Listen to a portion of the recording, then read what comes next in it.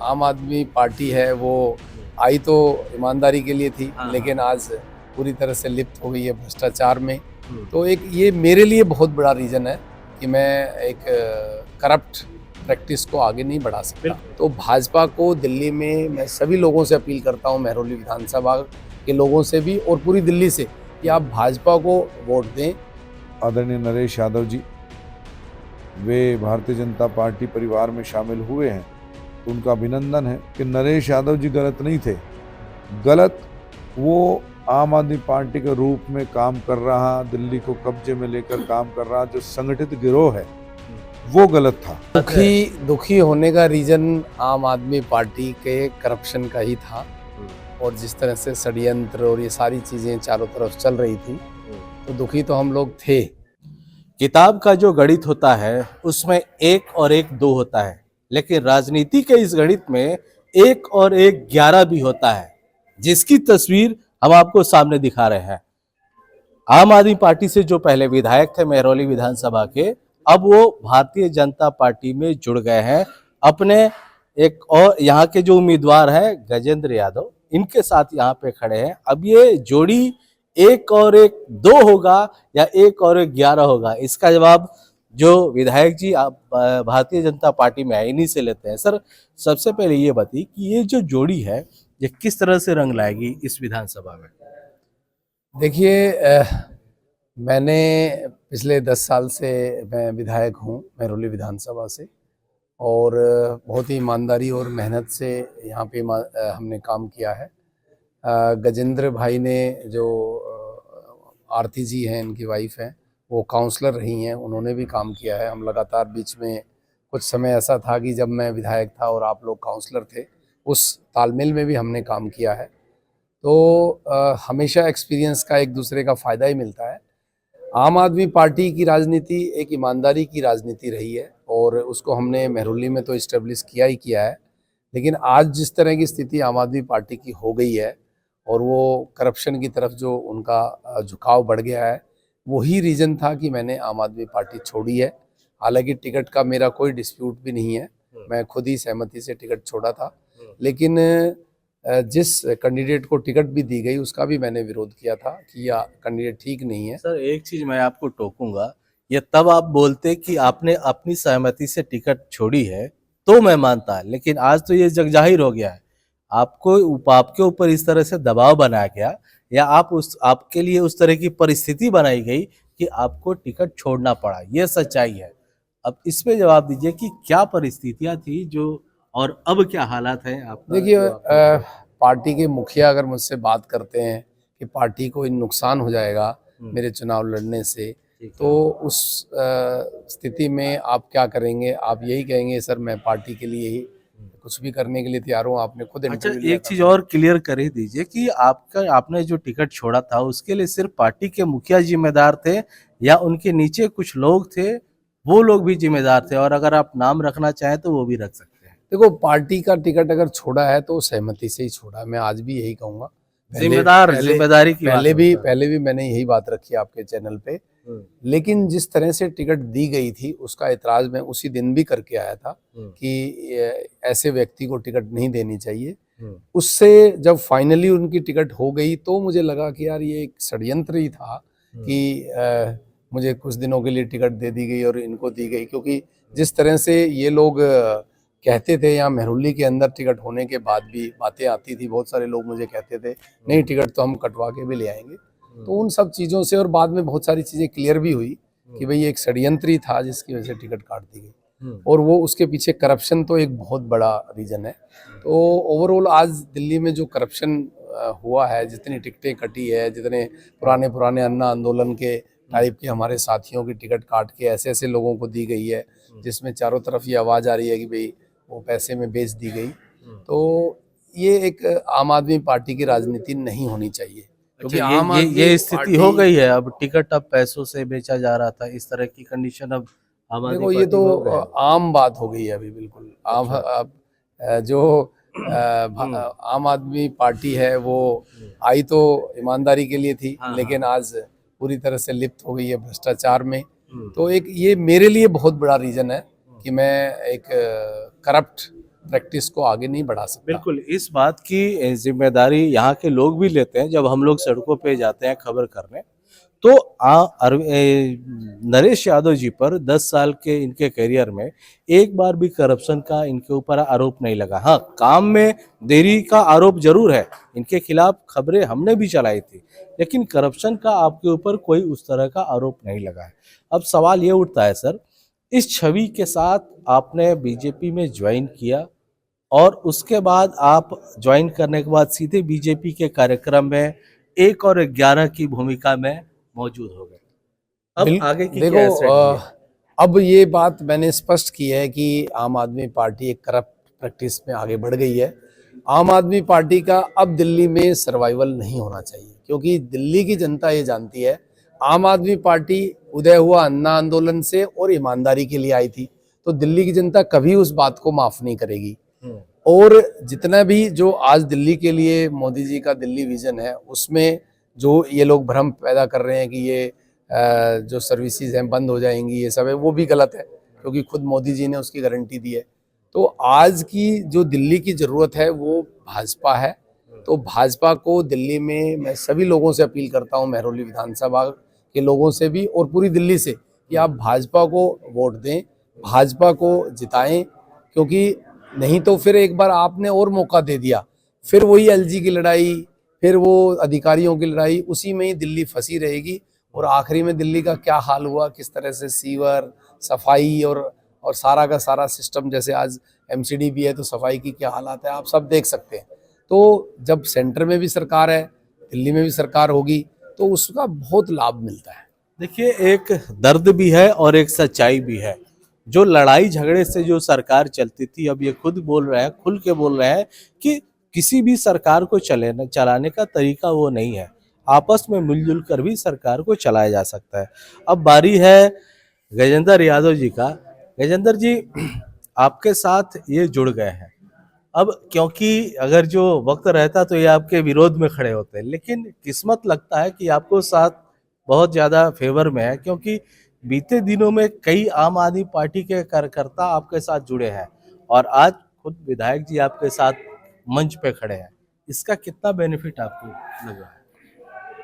Bharatiya Janata party पूरे देश में एक उदाहरण के तौर पर सभी जन जन के सामने ईमानदार पार्टी के रूप में निकल कर आई है।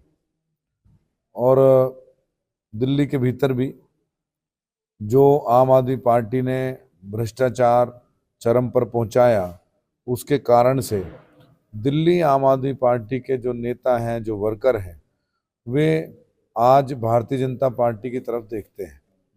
भारतीय जनता पार्टी के अलग अलग राज्यों में 4 बार से सरकारें आ चुकी हैं, 5 बार से आ चुकी हैं, लेकिन कभी किसी भी प्रकार का कोई भ्रष्टाचार वो कभी हुआ नहीं। इसीलिए बीते दिनों में जो आम आदमी पार्टी के नेता और कार्यकर्ता उन्होंने चलते चुनाव में भारतीय जनता पार्टी ज्वाइन करी, उनके मन में केजरीवाल के इस भ्रष्टाचार के खिलाफ गुस्सा है, नाराजगी है। क्योंकि कई आम आदमी पार्टी के कार्यकर्ताओं ने मुझे बताया है कि हमारे जीवन के 10 साल चले गए, हम अन्ना की बात सुनकर सपना लेकर आए थे ईमानदारी से काम करने का, लेकिन केजरीवाल और उनके जो गैंग हैं वो महाभ्रष्टाचारी और महाधूर्त हैं। इस कारण से वे सभी आज भारतीय जनता पार्टी ज्वाइन कर चुके हैं और कुछ करने वाले हैं। तो निश्चित तौर पर आज आदरणीय नरेश यादव जी वे भारतीय जनता पार्टी परिवार में शामिल हुए हैं, तो उनका अभिनंदन है। और उनकी जो एक साफ सुथरी छवि है, उसका जो लाभ चलते चुनाव में भारतीय जनता पार्टी को मिलेगा, वो तो मिलेगा ही। और भारतीय जनता पार्टी हमेशा ईमानदार लोगों को आगे बढ़ाती है। तो मेरा पूरा विश्वास है कि भविष्य में आदरणीय नरेश यादव जी भी काम करते करते भारतीय जनता पार्टी में, संगठन में भी आगे बढ़ेंगे और जनप्रतिनिधि के तौर पर भी कहीं ना कहीं पार्टी आगे बढ़ाएगी, एडजस्ट करेगी।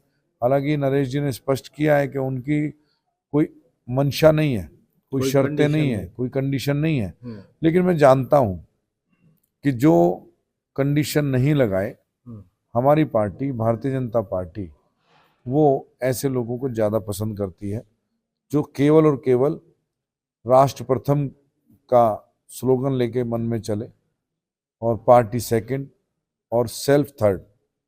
तो आज बिना कंडीशन के आदरणीय नरेश यादव जी भारतीय जनता पार्टी परिवार में शामिल हुए हैं और बिना कंडीशन के शामिल होने का अर्थ है कि मैं सबसे लास्ट में हूँ। सबसे पहले मेरा देश, उसके बाद मेरी पार्टी और फिर मैं स्वयं लास्ट में, तो इसका लाभ मिलेगा। बिना कंडीशन के इन्होंने आपको सपोर्ट किया है, आपकी पार्टी के साथ ये जुड़ गए हैं, लेकिन सवाल सर ये भी उठेगा कि बीते दिनों में जब इनको टिकट मिला था तो आप कहीं कई नेता प्रदर्शन कर रहे थे, इनका विरोध कर रहे थे, तो अब आप लोगों ने इन्हें क्यों स्वीकार कर लिया जब आप लोगों को एक समय में शिकायत थी इनसे? देखिए, मुझे कभी भी मेहरौली वासी होने के कारण से कभी पॉलिटिकल शिकायत नरेश यादव जी से नहीं रही बिल्कुल। और मैं समझता हूँ कि जो नरेश यादव जी हैं वो बहुत शाय हैं, शर्मीले स्वभाव के हैं।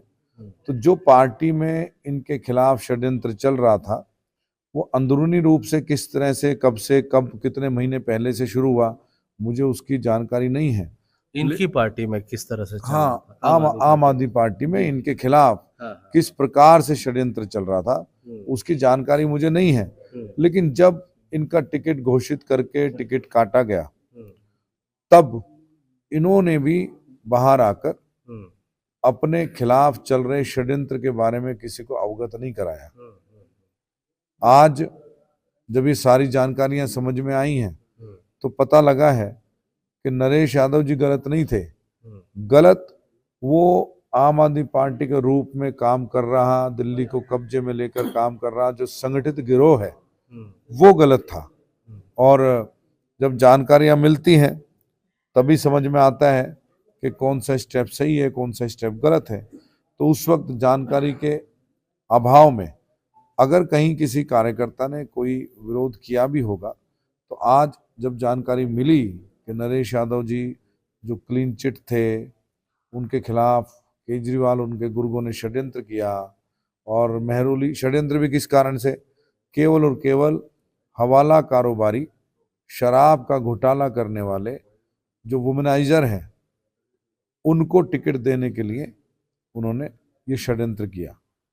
तो मेहरौली में कभी इनका विरोध रहा नहीं और मेहरौली में मुख्य विपक्षी दल का नेता होने के नाते हमने भी कभी मेहरौली में इनके खिलाफ कोई नहीं, प्रदर्शन ये नहीं तो हमने भी देखा था आप दोनों के कार्यकाल में जब ये विधायक थे और आपकी धर्मपत्नी निगम पार्षद थी, आप लोगों का कोलैबोरेशन बहुत बढ़िया था, आप लोग मिलजुल के काम कर रहे थे। अब सर स्थिति जब ये बीजेपी में आ गए तो अब इस विधानसभा की स्थिति आप क्या देखते हैं? देखिए, मैं भारतीय जनता पार्टी का कार्यकर्ता हूँ और भारतीय जनता पार्टी ने जब मुझे टिकट दिया था उस वक्त नरेश जी अपनी पार्टी में और पार्टी को मजबूती के लिए काम कर रहे थे। तो भारतीय जनता पार्टी का कार्यकर्ता हर प्रकार की स्थिति में तैयार रहता है। उस वक्त भी हम तैयार थे और आज भी हम और अधिक तैयारी के साथ आगे बढ़ रहे हैं। अच्छी बात यह है कि आदरणीय नरेश यादव जी ने भारतीय जनता पार्टी ज्वाइन करी है और वे तुरंत ज्वाइन करने के बाद यहाँ मेहरौली में चलने वाली एक जनसभा में तुरंत पहुँचे और मुझे देख के खुशी हुई। मैं पार्टी का, भारतीय जनता पार्टी का प्रदेश उपाध्यक्ष भी हूँ।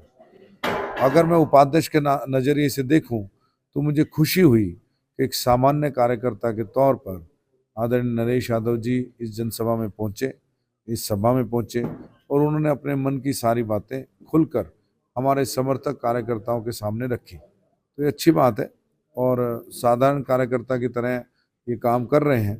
बाकी लोगों को नरेश जी से सीखना चाहिए।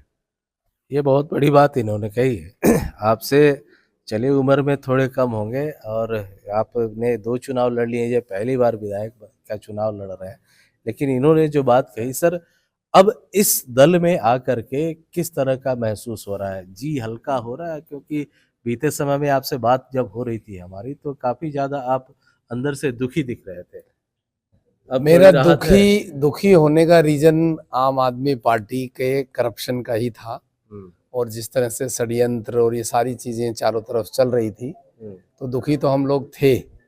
लेकिन जब आम आदमी पार्टी से इस्तीफा दिया तो एकदम से एक आज़ादी की फीलिंग आई, और आज़ादी की फीलिंग आने के बाद हम लोगों ने जब लोगों से चर्चा की तो लोगों ने आम आदमी पार्टी को छोड़ देने का जो मेरा डिसीजन था उसकी तारीफ की, और बहुत सारे लोगों ने की, जो मेरे समर्थक थे उन्होंने भी की, जो कभी इस तरह का रिएक्ट नहीं करते थे। और फिर सबने सुझाव दिया कि बीजेपी ज्वाइन करनी चाहिए, और वास्तव में बीजेपी एक हमारी राष्ट्रीय पार्टी है।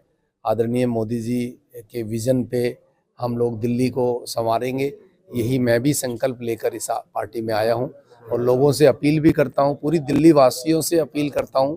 मैं आम आदमी पार्टी का ऐसा सिपाही था जो ईमानदारी की वजह से आया था, और आज आम आदमी पार्टी बेईमानी की तरफ बढ़ गई है, इसलिए छोड़ के मैं भाजपा में आया हूं। तो आने वाले समय में इन बेईमान पार्टी को हटाओ और भाजपा को लेकर आओ।